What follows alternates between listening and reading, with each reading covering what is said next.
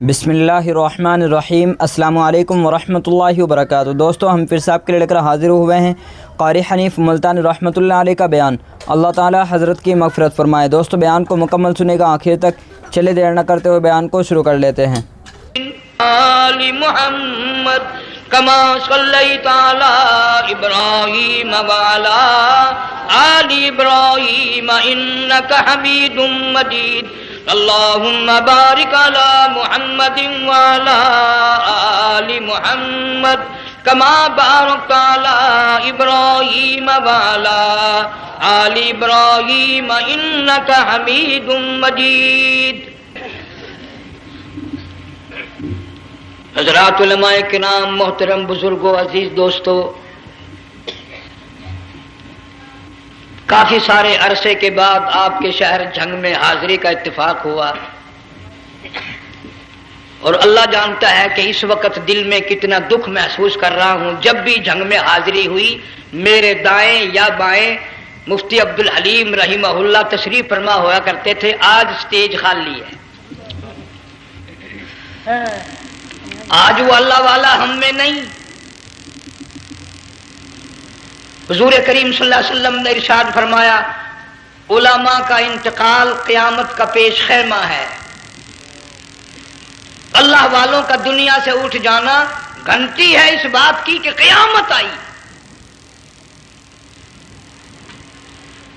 پھر ایسا اللہ والا جو کبھی کسی کو لڑا کے راضی نہیں، کسی کو بھڑا کے راضی نہیں، پورے شہر کو ملا کر لے کے چلنے والا اللہ اور اس کے رسول کریم صلی اللہ علیہ وسلم کے صحیح راستے پہ لوگوں کو گامزن کرنے والا، آخری دم تک اسی کوشش میں، اسی سعی میں اور اللہ اللہ کرنے میں اور کرانے میں ساری زندگی گزار دی۔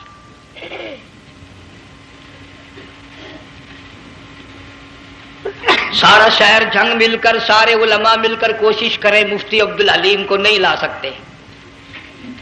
یہ خلا پورا ہونے والا نہیں۔ پھر ساتھ ساتھ مولانا صوفی محمد یار صاحب سب قید رحمہ اللہ، وہ بھی اس دنیا فانی سے رخصت فرما گئے۔ ایک اچھے خاصے طبقے کو وہ بھی داغ مفارقت دے گئے، اور قریب ہی کے زمانے میں سرگود شہر میں مفتی احمد سعید صاحب رحمہ اللہ وہ بھی رخصت ہو گئے۔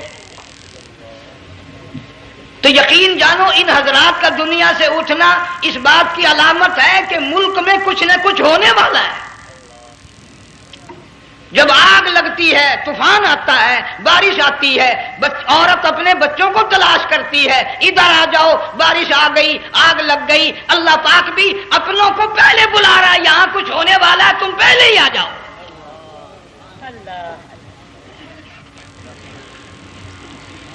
اور اس طرح بھی اشارہ فرمایا، وَكَمْ أَهْلَكْنَا قَبْلَهُمْ مِنَ الْقُرُونِ۔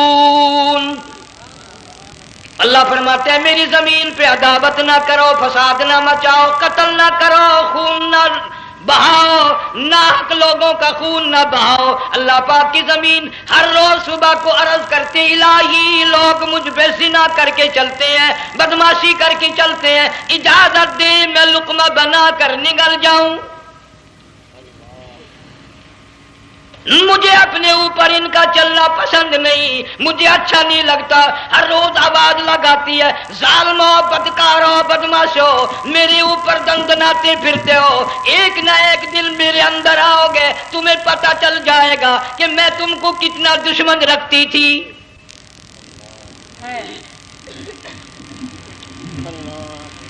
آج لوگ آزاد ہو گئے، جو کسی کی سمجھ میں آتا ہے وہی بکتا ہے، جو سمجھ میں آتا ہے وہی کرتا ہے، نہ کوئی راہ متعین رہی، نہ کوئی مسلک رہا، نہ کوئی بات رہی۔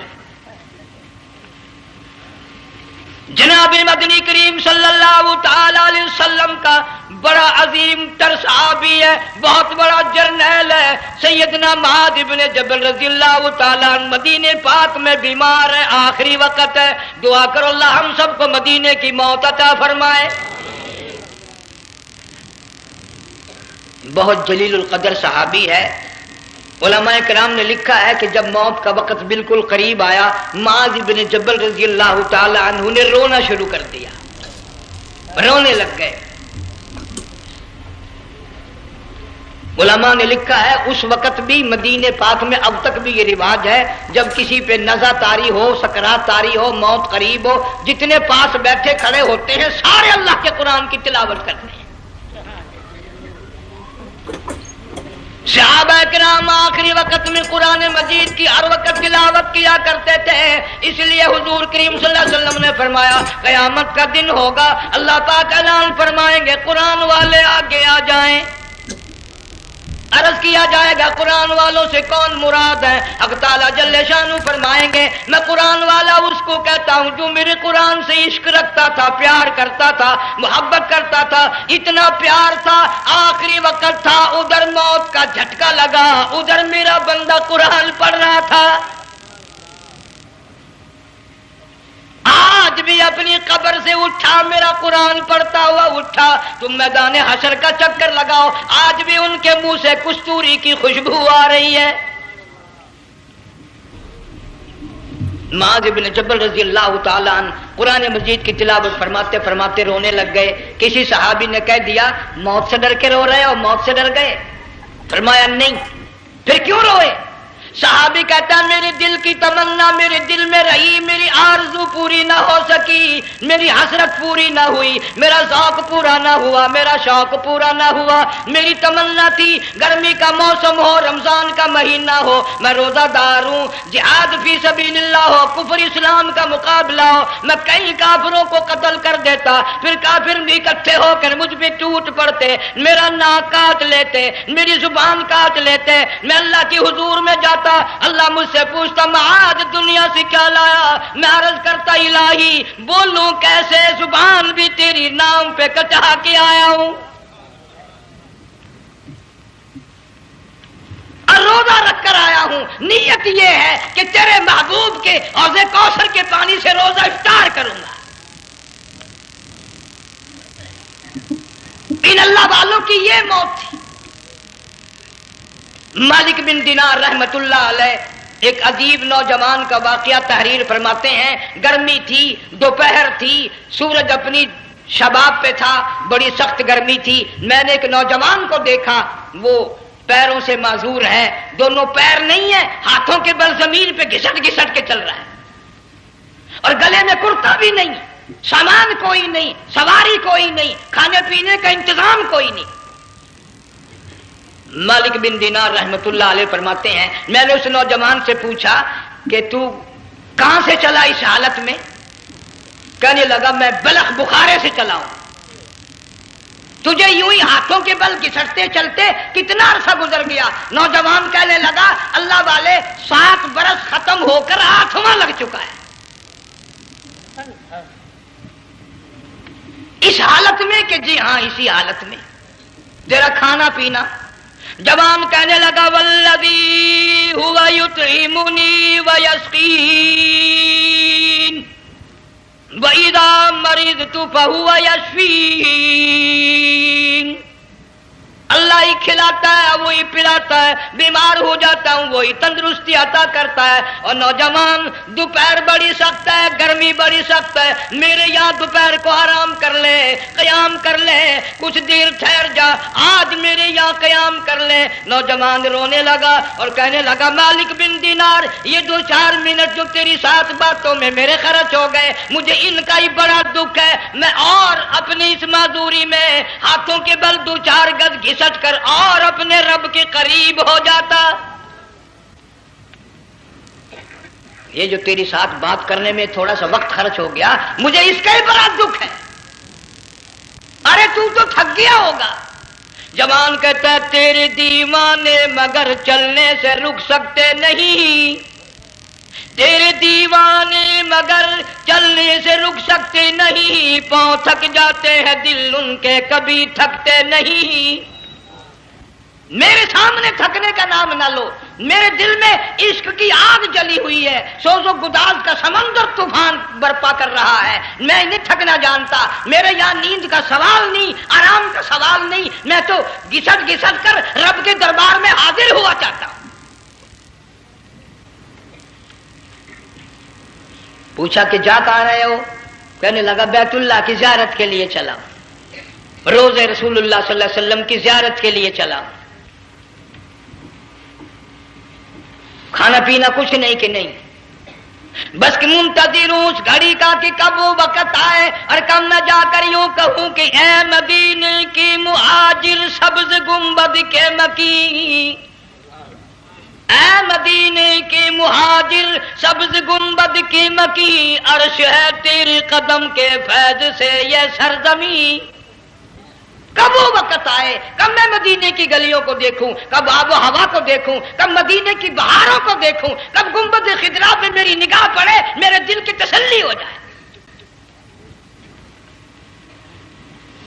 عاشق لوگ یوں ہی کیا کرتے ہیں۔ دیہات کی ایک عورت آئی رسول اکرم صلی اللہ علیہ وسلم کی وفات شریف کے بعد اور آ کے کہنے لگی بہن عائشہ رضی اللہ تعالیٰ عنہا، میں نے سنا ہے سرکار کی وفات شریف ہو گئی، کیا کہاں دفن کیا کہ اس حجرے میں؟ کہنے لگی مجھے دروازہ کھول کر قبر کی زیارت تو کرا دیں۔ عورت صاحب دیہات کی رہنے والی چوکٹ پہ کھڑی ہو کے کہنے لگی آقا جب بھی آتی تھی زبان ٹیڑھی ہوتی تھی، قرآن خدا کا سنتی تھی، مسائل پوچھتی تھی، زیارت کرتی تھی، اب یہ زندگی اچھی نہیں لگتی، میں تیرے قدموں میں مرنا چاہتی ہوں۔ علماء نے لکھا ہے ایک چیخ ماری چوکٹ پہ گر کر جان دے۔ سبحان اللہ۔ مالک بن دینار رحمت اللہ علیہ فرماتے میں بھی اس سال حج کے لیے گیا، مینا میں میں نے دیکھا کہ بڑا مجمع لگا ہوا ہے ایک جگہ، تو میں بھی گیا کہ یہ لوگ کیوں اکٹھے ہیں۔ میں نے لوگوں میں سے جھانک کر دیکھا تو وہی نوجوان بیٹھا ہے جس کو میں نے دوپہر کے وقت دیکھا تھا، وہی حالت ہے، گلے میں کرتا نہیں، گٹھڑی نہیں، ٹھیلا نہیں، سامان نہیں، اور رو رو کے یوں کہتا مولا آج کسی نے دمبی کی قربانی دی، کسی نے بکری کی قربانی دی، کسی نے اونٹ کی قربانی دی، کسی نے گائے کی قربانی دی، میں فقیر ہوں، میں مسکین ہوں، میں بالکل مفلس اور نادار ہوں، میرے پاس تو یہ میری جان ہے، میں اس کی قربانی دیا چاہتا ہوں، قبول فرما۔ ہزاروں لاکھوں لوگوں کے سامنے ایک چیخ ماری اور مینا میں جان دے دی۔ اس حالت میں ان اللہ والوں کا آخری وقت آتا ہے۔ ایک ہم لوگ مرتے ہیں ایکسیڈنٹوں میں، سڑکوں پہ، ادھر موت کا جھٹکا لگ رہا ہے، ادھر منہ میں کنجری کا گانا۔ ارشاد فرمایا مدنی کریم صلی اللہ تعالی علیہ وسلم نے سیاتی علی الناس زمان، اور لوگوں میری امت میں ایک وقت ایسا آئے گا لوگ اتنے برباد ہو جائیں گے، صبح کو آدمی مومن مسلمان ہوگا، شام کو موت آئی تو جنازہ کافر کا اٹھ رہا ہوگا۔ گھروں میں، محلوں میں آج موت آتی ہے، کنجری کا گانا منہ میں ہوتا ہے، ادھر دم نکل رہا ہے، ادھر کنجری کا گانا کانوں میں آواز آ رہی ہے، میت کو غسل دیا جا رہا ہے، کنجری کی آواز آ رہی ہے، جنازہ اٹھا کر لے جا رہے ہیں، کنجری کی آواز آ رہی ہے، قبر میں میت اتاری جا رہی ہے، کنجری کی آواز آ رہی ہے، قبر پہ مٹی ڈالی جا رہی ہے، کنجری کی آواز آ رہی ہے۔ اس محال میں، اس معاشرے میں ہم کس طرح ایمان اور یقین اور ایمان ساتھ لے کر مریں گے؟ ہزاروں نہیں لاکھوں کو مرتے وقت کلمہ نصیب نہیں۔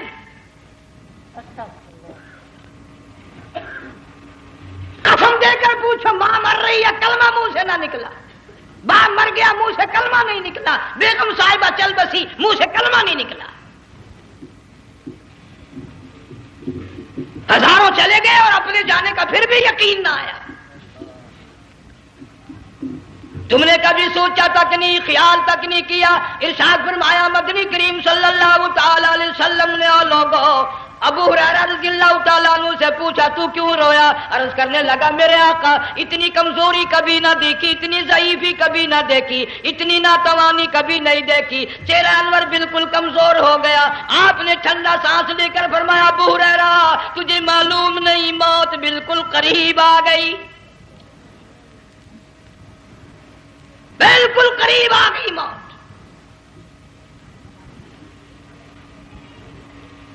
تیری ایک انگلی پکڑ کر اگر کوئی مروڑ دے کتنا دکھ ہوگا، درد ہوگا، ہائے ہائے ہائے۔ جنگ والوں کبھی تم نے سوچا نہیں 360 رگیں ٹوٹیں گی کیا حال بنے گا، اعضاء چھوٹیں گے، سر کے بالوں سے لے کر پیروں کے ناخنوں تک ہر جوڑ کو توڑ کے رکھ دیا جائے گا۔ وزیروں، سفیروں، امیروں، حسینوں جمیلوں تمام کے جوڑوں کو اکھاڑ کے رکھ دیا جاتا ہے۔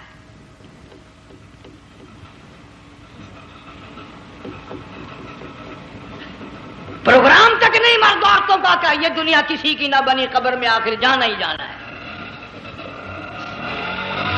علماء کرام نے لکھا ہے کہ حضرت عیسیٰ علیہ السلام کے پاس لوگ آئے اور کہنے لگے نئی قبروں سے مردے زندہ کر کے دکھاتے ہو، آؤ ہم ایک پرانی قبر پہ لے کے چلتے ہیں، مردہ زندہ کر کے دکھاؤ۔ عیسیٰ علیہ السلام تشریف لے گئے، فرمایا کم باذن اللہ، ایک نوجوان زندہ ہو کر قبر سے نکل کر سامنے آ کر کھڑا ہو گیا۔ عیسیٰ علیہ السلام نے پوچھا تو کون ہے؟ وہ کہنے لگا میرا نام سام ہے، میں حضرت نوح علیہ السلام کا بیٹا ہوں۔ تو پیغمبر کا دماغ تو پیغمبر کا ہوتا ہے نا۔ فرمایا تجھے تو بڑا عرصہ قبر میں گزر گیا، کتنے ہزار سال قبر میں گزر گئے؟ کہ جی ہاں۔ عیسیٰ علیہ السلام نے فرمایا یار ملاقات تو اللہ نے کرائی دی، قبر کا کچھ حال تو بتا، کیا بنتی ہے؟ قبر کا کچھ ماحول بتا، قبر کی خبر بتا۔ علماء کرام نے لکھا وہ نوجوان رونے لگا اور کہنے لگا عیسیٰ علیہ السلام تو قبر کی خبر پوچھتا ہے، قبر کا حال پوچھتا ہے، قبر کا ماحول پوچھتا ہے، قبر کا معاملہ مجھ سے پوچھتے ہو، آپ مجھ سے پہلے یہ کیوں نہیں پوچھتے کہ موت کا جھٹکا کتنا شدید ہے؟ نوجوان رو کے کہنے لگا عیسیٰ علیہ السلام کتنے ہزار سال میری موت کو گزر گئے، پر مالک کائنات کی قسم آج تک میرا منہ کڑوا ہے۔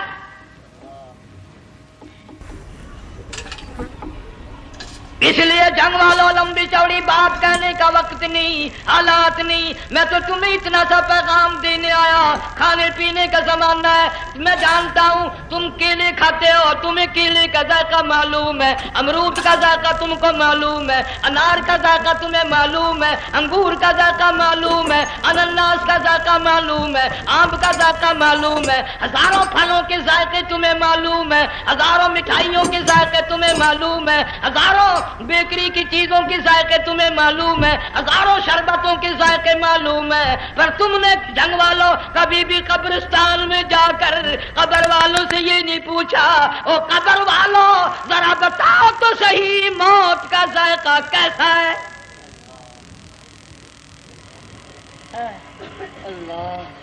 تم نے چکھا نہیں، جنہوں نے چکھا وہ بتانے نہ آئے کیسا ذائقہ ہے۔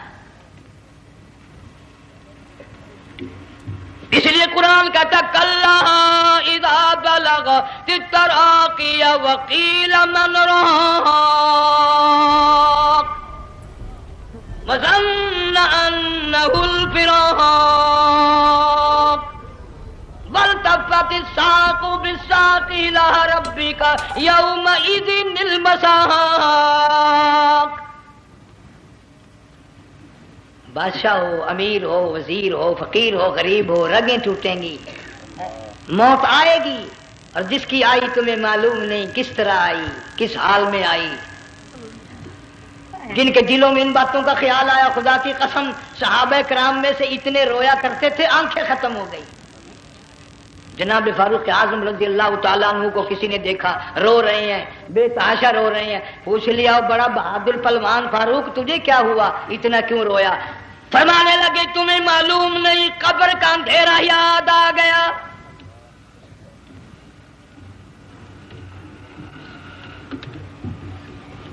ایک 1,29,000 صحابہ کرام اس آخرت کے لیے قربانیاں دیتے آئے، اولاد کی قربانی دی، مال کی قربانی دی، جان کی قربانی دی، جو کرنا پڑا وہ کر گزرے، لیکن محمد عربی صلی اللہ علیہ وسلم کا دامن نہ چھوڑا۔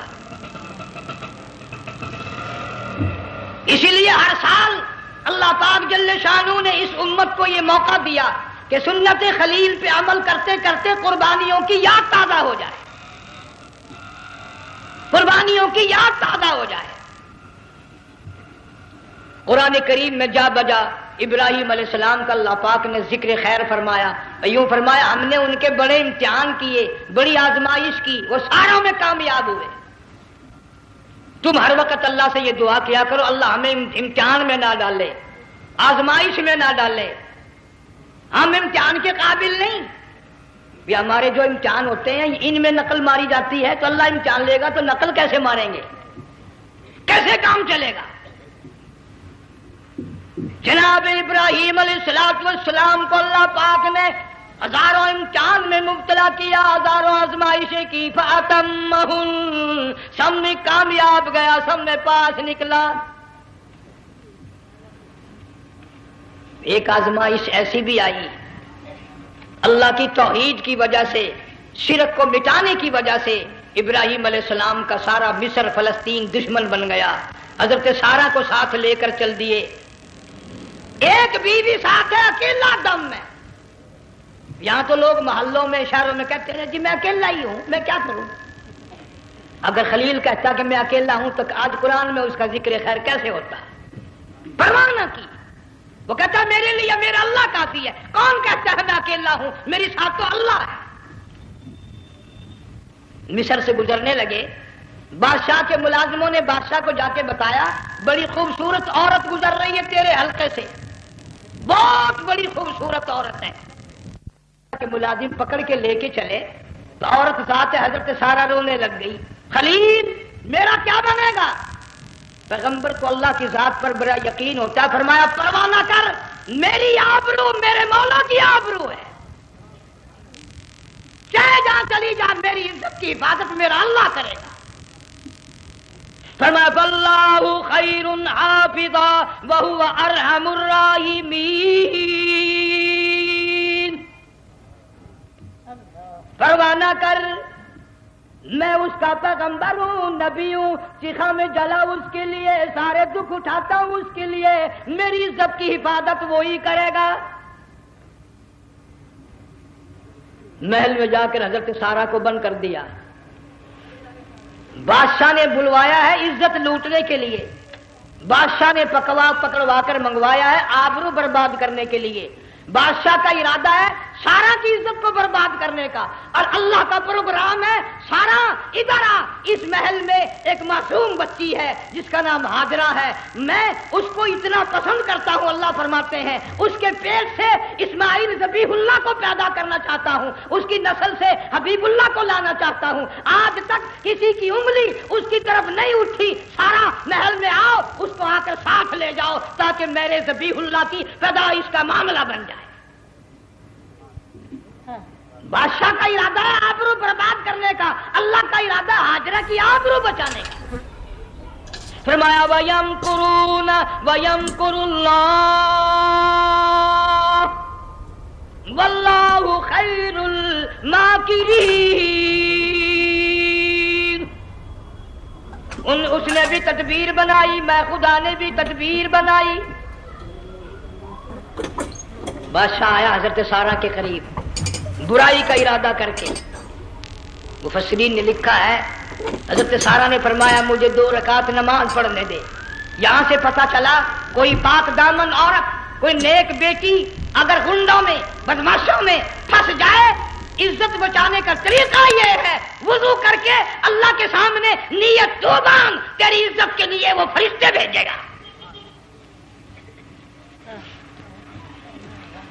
علماء کرام نے لکھا ہے کہ ایک جہاز سمندر میں چل رہا ہے، طوفان آیا، جہاز تختہ تختہ ہو گیا، کچھ لوگ غرق ہو گئے، ڈوب گئے، کچھ تختوں پہ بہ کر کے چلنے لگے۔ ایک عورت گود میں بچہ ہے، ایک حبشی نوجوان دوسرے تختے پہ بیٹھا ہوا جاتا ہے، اس نے عورت اکیلی دیکھ کر اپنا تختہ چھوڑ دیا اور بدماشی کے ارادے سے عورت کے تختے پہ آ بیٹھا۔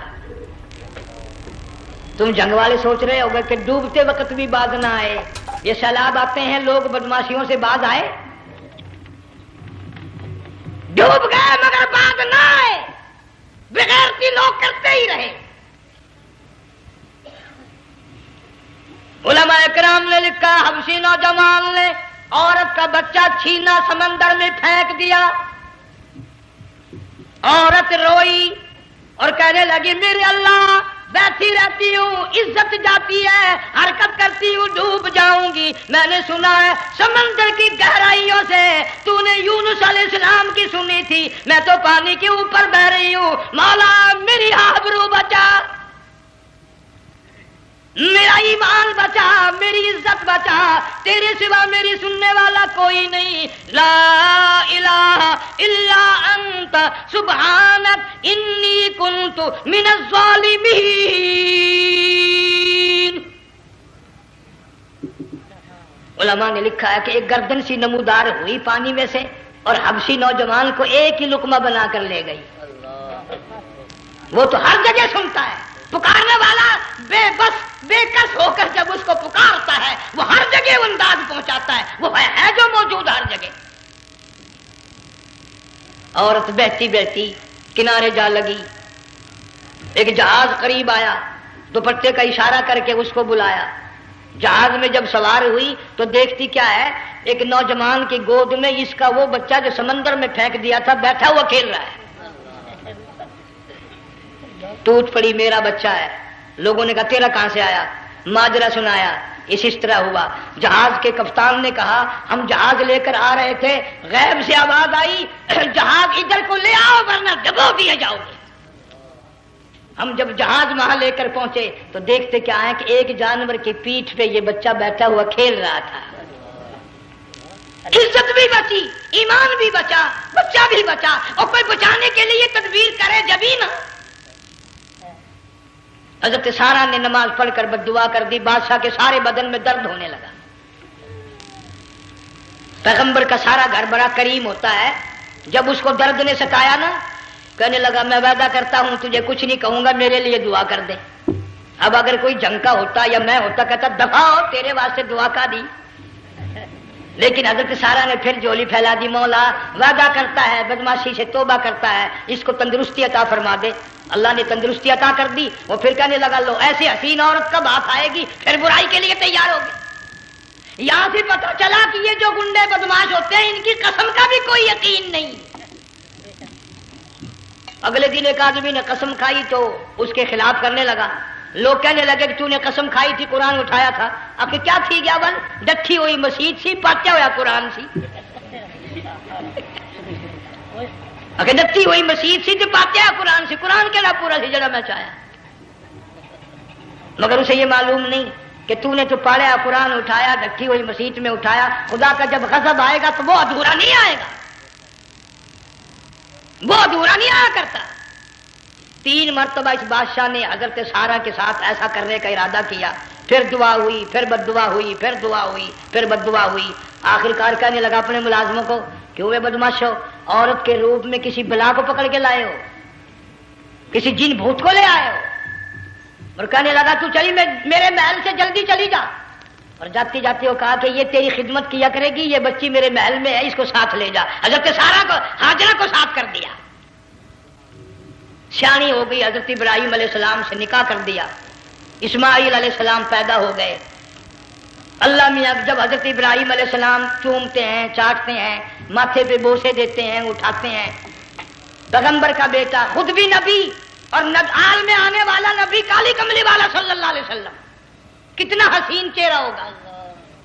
اللہ میاں نے پھر آزما لیا، حکم دیا کہ اس ہاجرہ کو، اسماعیل کو، دونوں ماں بیٹوں کو وہاں چھوڑ کے آ جہاں سینکڑوں میل میں پانی کوئی نہیں، آدمی کوئی نہیں، رستہ کوئی نہیں، گھاس کوئی نہیں، پتا کوئی نہیں، جہاں بیت اللہ ہے یہاں کے بارے میں حکم دیا چھوڑ کے آ۔ اور اگر آپ کو نیند نہیں آئی تو مزہ آئے گا، اللہ نے یہ فرما دیا، بتانا نہیں ہے کہ میں نے حکم دیا ہے۔ خدا حافظ نبی نہیں کہتا اپنی بیوی کو۔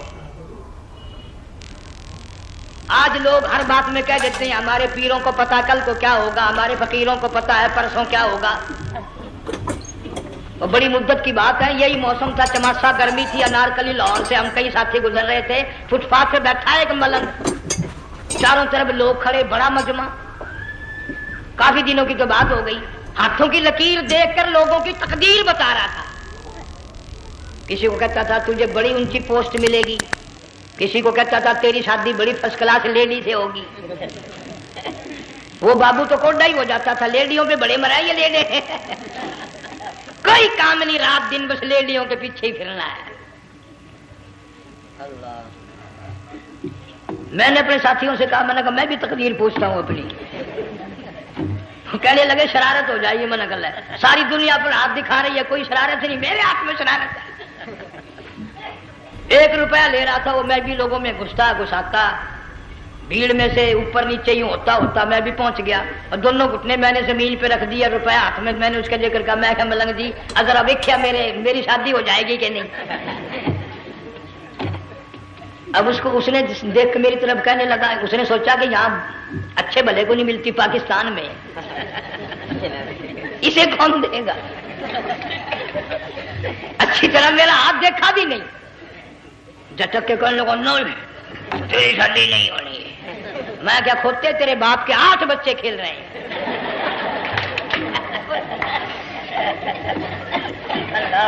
यूं ही अकीदे बिगड़ जाते हैं लोग।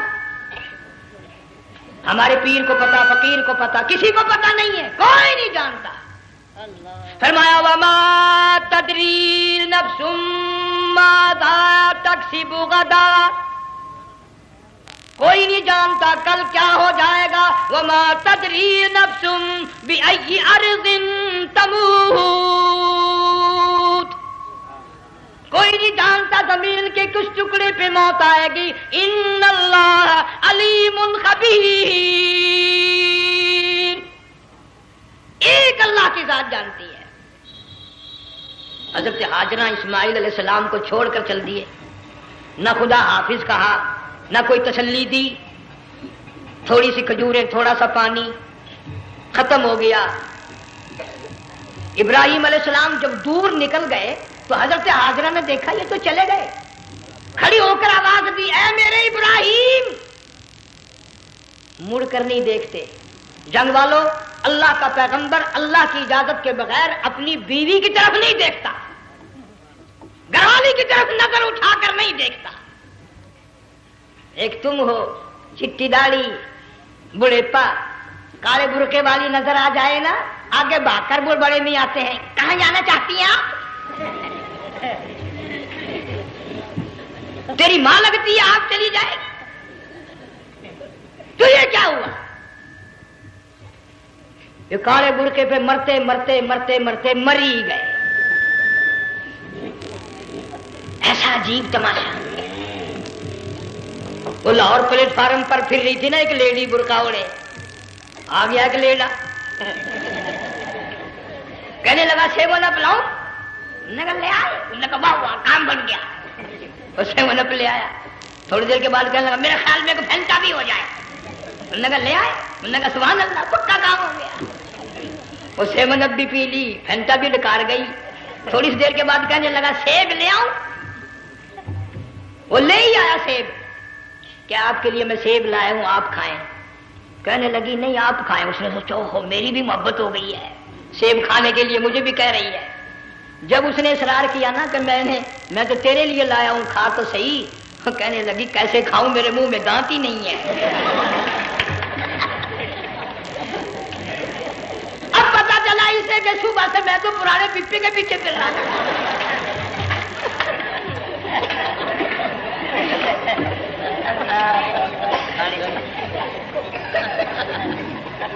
सिर्फ बुरका देखा चल दी। यहां पैगंबर अपने घरवाली की तरफ नहीं देखता। हजरत हाजरा ने इस्माइल अलैहिस्सलाम को सीने से लगाया, अरब की कद्दावर माई, ताकतवर माई, दौड़ लगाकर हजरत खलील का रास्ता आके रोक लिया और कहने लगी मैं जवान औरत, ये प्यारा नूरे नजर, ये लख्ते जिगर, शक्ल तो देखो, सूरत तो देखो, हमें यहां छोड़ के जा रहे हो? अल्लाह का पैगंबर बोलता नहीं। पता चला पैगंबर अल्लाह की इजाजत के बगैर सांस नहीं लेता, आंख का इशारा नहीं करता। हजरत हाजरा रोने लग गई, मेरे खलील, मेरे इब्राहिम, मेरा कसूर बताओ, मेरा जुर्म बताओ, मेरी खता बताओ, मेरा गुनाह बताओ, माफी चाहूंगी, माजरत करूंगी। इस बच्चे का क्या गुनाह है, इस मैदान में छोड़ के चले हो? बोलते नहीं है, अल्लाह की तरफ से बोलने की इजाजत नहीं है। हजरत हाजरा ने खुद ही कयास लगाया, सोचती हैं पैगंबर तो किसी पे जुल्म नहीं करता। वो कहने लगी खलील, कहीं उस रब का हुक्म तो नहीं, कहीं उस अल्लाह का यूं हुक्म तो नहीं? जंग के लोगों अगर खलील हां कह देता तो क्या हर्ज था? हां नहीं कहता, اجازت نہیں، تاکہ حاجرہ کے یقین ایمان کا امتحان مکمل ہو۔ مفسرین نے لکھا ہے کہ حضرت ابراہیم علیہ السلام نے سر کا یوں اشارہ کیا، بس ذرا سا، ہاں، پھر عورت کا ایمان دیکھ، یقین دیکھ، یہی نہ بیٹھی، دوڑ کے وہاں گئی یا جہاں پہلے بٹھا کر آئے تھے، اور کہنے لگی ابراہیم جاؤ، میں جانوں میرا رب جانے، پرواہ نہیں۔ راتیں آتی ہیں چلی جاتی ہیں، دن آتے ہیں گزر جاتے ہیں، تھوڑی سی کھجوریں تھی وہ ختم ہو گئی، پانی ختم ہو گیا، بھوک اور پیاس نے بے چین کر دیا۔ اسماعیل علیہ السلام کی اتنی لمبی زبان باہر نکلا، دو پتھر کھڑے کر کے اوپر ایک پتھر رکھ کر چھاؤں بنائی، اس کے نیچے لٹا دیا، اور پھر چکر لگایا، کبھی صفا پہاڑی پہ چڑھتی ہے، کبھی مروہ پہاڑی پہ چڑھتی ہے، کبھی اترتی ہے، اور ڈھلوان میں سے بھاگ کر چلتی ہے جب اپنا بچہ نظر نہیں آتا۔ سارے کہہ دو اللہ بڑا بے نیاز ہے، اللہ بڑا، زور سے کہو اللہ بڑا۔ کسی کے 500 سال کے سجدے رد، کسی کی ہزاروں سخاوت صدقات رد، کسی کی چال منظور، کسی کی رفتار منظور، کسی کی ٹور منظور، اور یوں فرمایا ہاجرہ میری رحمت کی تلاش میں آج جو تو نے دوڑ لگائی ہے، یہ تیری چال ڈال رفتار ٹور ہمیں اتنی پسند آ گئی، اتنی پسند آ گئی کہ آج کے بعد خلیل اللہ کیوں نہ ہو، ذبیح اللہ کیوں نہ ہو، کلیم اللہ کیوں نہ ہو، روح اللہ کیوں نہ ہو، حبیب اللہ کیوں نہ ہو، صحابہ کرام کیوں نہ ہو، قطب ابدال غوث کیوں نہ ہو، میری ہاجرہ مجھے اپنی کبریائی کی قسم جب تک وہ تیری چال چل کے نہ دکھائے گی حاجی کا لانے کا حقدار نہیں ہو سکتا، تیری رفتار اسے چلنی پڑے گی۔ فرمایا ان الصفا والمروۃ من شعائر اللہ فمن حج البیت او اعتمر فلا جناح علیہ ان یطوف بہما ومن تطوع خیرا فإن اللہ شاکر علیم۔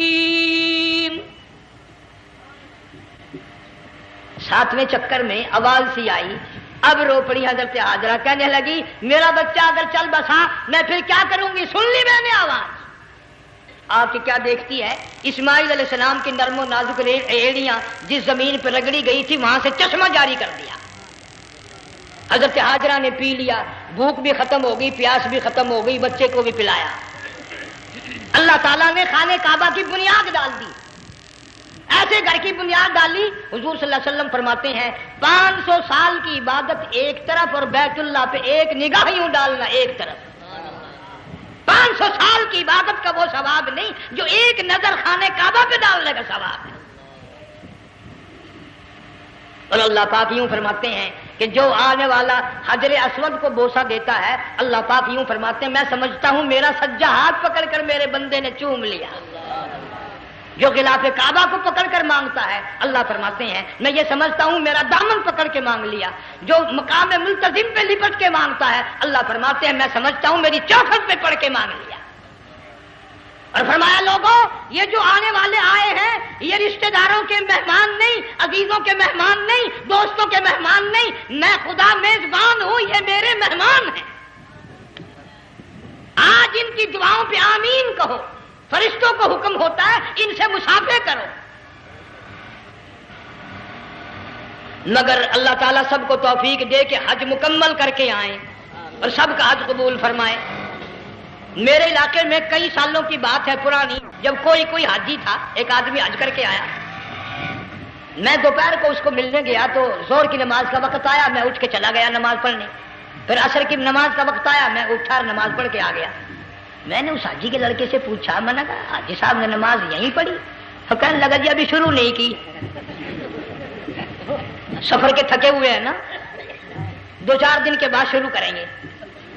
شکر ہے پہلے لوگ جھوٹ نہیں بولا کرتے تھے، ہاں آج کل کا ہوتا ہے نا تو وہ کہہ دیتا حاجی یہ تو کئی وقت کی کتھی پڑھ کر بیٹھے ہیں۔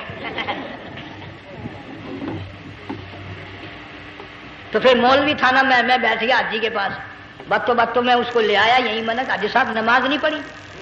کہنے لگا آپ ہی لوگوں سے سنا ہے کہ بیت اللہ میں جو ایک نماز پڑھے 1,00,000 کا ثواب ملتا ہے، مسجد نبی میں جو ایک نماز پڑھے 50,000 کا ثواب ملتا ہے۔ 4 مہینے پڑھ کے آیا، وہ حساب لگا لو۔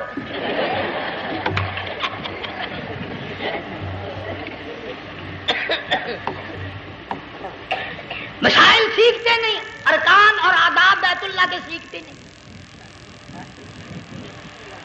ڈی سی کے دفتر میں اگر جانا ہو کئیوں سے پوچھے کیسا جاؤں، کس طرح درخواست دوں، کیسے کہوں، کیسے کھڑا ہوں، کیسے بیٹھوں، کیا عرض کروں، اور اللہ کے دربار میں ہم جاتے ہیں اور سیکھ کرنے جاتے ہیں، یہ خوف نہیں کہ اگر بے ادبی ہوگی تو مارا جاؤں گا۔ اللہ تبارک و تعالیٰ جل شانہ نے اسماعیل علیہ السلام کی نرم و نازک ایڑیوں سے بنیاد ڈال کر خانہ کعبہ کی، اللہ نے ہمیں یہ کعبہ دیا، گناہوں کی معافی مانگنے کے لیے وہاں جاؤ، اللہ تبارک و تعالیٰ کے دربار میں حاضر ہو کر مانگنے کے لیے یہاں جاؤ۔ ارشاد فرمایا مدنی کریم صلی اللہ تعالی علیہ وسلم نے، جو آدمی صحیح ارکان حج کے ادا کر کے واپس جاتا ہے اس طرح واپس آتا ہے گویا آدمی ماں کے پیٹ سے پیدا ہوا۔ پہلے لوگ یوں ہی حج کیا کرتے تھے، یوں ہی قربانیاں کرتے تھے، اب تو ہر چیز کی لوگ آسانی تلاش کرتے ہیں۔ پچھلے بقرعید کے موقع پر ہمارے مسجد میں ایک آدمی مجھے کہنے لگا اگر کوئی غریب آدمی مرغی کی قربانی دے دے تو لگ جائے گی؟ میں نے کہا تو مکھی مار دے انشاءاللہ وہی لگ جائے گی۔ سارے کام ٹیڑھی ہو گئے، نیچے نیچے نیچے نیچے کو چلے آ رہے۔ آج کل وہ ٹیڑھی بکرے بکری آئے ہوئے ہیں نا، کہیں تو قربانی کے لیے یا کندھے کو اٹھا کر لاوے۔ اب بتاؤ یہ گوشت بانٹے گا یا کھاوے گا یا فریج میں رکھے گا، کیا کرے گا؟ بالکل کام بگڑ گیا۔ حضور صلی اللہ علیہ وسلم نے فرمایا قربانی کا جانور اچھا تلاش کر کے لاؤ، اس کے بدن پہ جتنے بال ہوتے ہیں اتنی نیکیاں لکھی جاتی ہیں۔ اور میرا موضوع نہیں، حضور صلی اللہ علیہ وسلم نے فرمایا کہ میں نے اللہ سے دعا کی تھی میری امت کا کیا بنے گا، پل صراط پہ سے گزرتے وقت اللہ تعالیٰ نے میری دعا کو قبول فرما کر یوں فرما دیا کہ تیری امت جو قربانی میں جانور ذبح کرے گی میں خدا پل صراط کے کنارے پر زندہ کر کے ان سب جانوروں کو سواریاں بنا کر پیش کر دوں گا۔ اس لیے بقرعید بالکل قریب آ گئی، ہر دین ایمان اسلام کے لیے قربانی کے لیے تیار رہو۔ زیادہ سے زیادہ مجھے آج کل فکر لگا ہوا ہے کہ اپنے گھروں کو میں نماز کا اہتمام کرو۔ آج حال یہ بنا ہوا ہے کہ اگر گھر والی کی گود میں موت آئی تو گھر والی بے نماز، دھی کی گود میں موت آئی دھی بے نماز، بہن کی جھولی میں موت آئی بہن بے نماز، بیٹے کی گود میں موت آئی بیٹا بے نماز، بھائی کی گود میں موت آئی بھائی بے نماز، ڈاکٹر کے ہاتھ میں موت آئی ڈاکٹر بے نماز، کمپیوٹر کے ہاتھ میں موت آئی کمپیوٹر بے نماز، نرس کے ہاتھ میں موت آئی نرس بے نماز، تیرا کفن خرید کے لانے والا بے نماز، تیرے غسل کا پانی گرم کرنے والا بے نماز، تیری قبر کھودنے والے بے نماز، تیرا جنازہ اٹھانے والے بے نماز، تیری قبر پہ مٹی ڈالنے والے بے نماز۔ اگر تو نمازی بھی ہے یہ اتنے چاروں طرف کے بے نماز تجھے جنت میں کب جانے دیں گے؟